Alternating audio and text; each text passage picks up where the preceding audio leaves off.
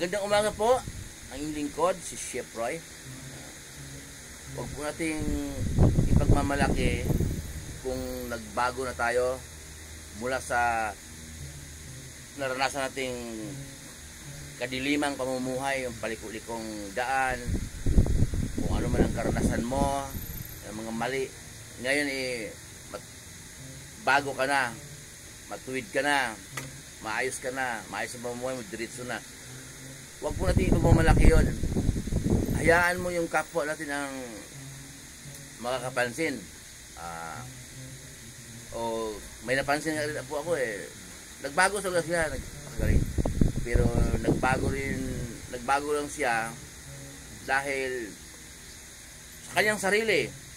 Nais niyang makaipon. Okay? Kasi nakita niya yung kapwa niya, mga kaibigan niya, mga kamag-anak niya na walang bisyo, may naipundar na gamit. Kaya nagbago siya. Matuwid na ngayon ang kanyang pamumuhay. Nagbago siya dahil sa babaeng minamahal niya. Para mapansin siya na matuwid siya, matino siya sa mga nakapaligid sa babaeng minamahal niya or sa lalaking minamahal niya. Ganon. Sa girlfriend niya o sa boyfriend niya.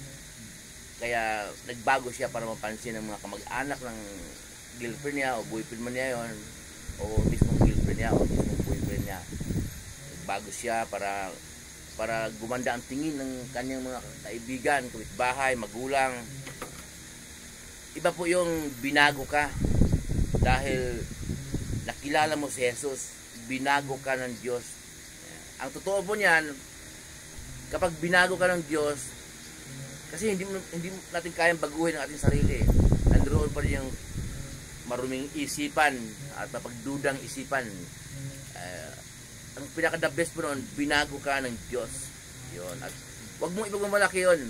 Kasi nga, hayaan mo ang kapwa mo ang makakapansin sa'yo. Minsan, marami akong narinig na, mabait ako, wala akong taong nasagasan. O, totoo naman, mabait siya, pero binabanggit pa niya. Iba nga, mabait lang dahil, lalo nga yung eleksyon tumakbo pala sumali pala sa politika. Nagbago lang siya, na mabait siya, para sa sariling kapakanan. Hindi talaga yung mabait, puso niya mabait. Nagbago siya dahil sa mga kapitbahay niya, para maraming hanga sa kanya, magulang ng girlfriend niya, boyfriend niya. Nagpakabait siya para mapansin siya sa work niya, para tumaas ang sweldo niya, para hindi siya matanggal. Hindi talaga siya mabait para kay Lord, hindi siya lumakad kay Lord. Kaya huwag natin magmalaki at kabaitan, hayaan mo tao makakapansin. Huwag natin buhatin ang ating sarili. Kaya huwag buhatin, iangat na tayo ang magpupuri. Ganun po yun.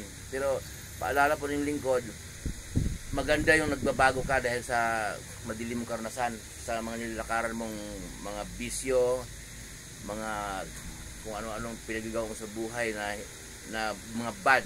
Okay, matuwid ka na, the best yun. Pero ang mahalaga po, nagbago ka dahil nakilala mo si Jesus, na siya po ang maglinis sa ating mga kasalanan. Binago ka ng Diyos. Naunawaan natin na hindi natin kayang linisin ang ating karumihan. Si Jesus lang talaga ang paraan pang magiging malinis tayo sa paningin ng Diyos na makapangyarihan sa lahat. Sabi nga ng ating Panginoong Jesus sa John 14:6, ako ang daan at ang buhay, walang makarating sa Ama kundi sa pamamagitan ko. Siya na talaga mag-isa. Hindi kasama yung mga apostol niya, San Joaquin, San Luis, San ano ba yan, galon, mga si Maria na kanyang ina, hindi kasama. Siya na talaga mag-isa.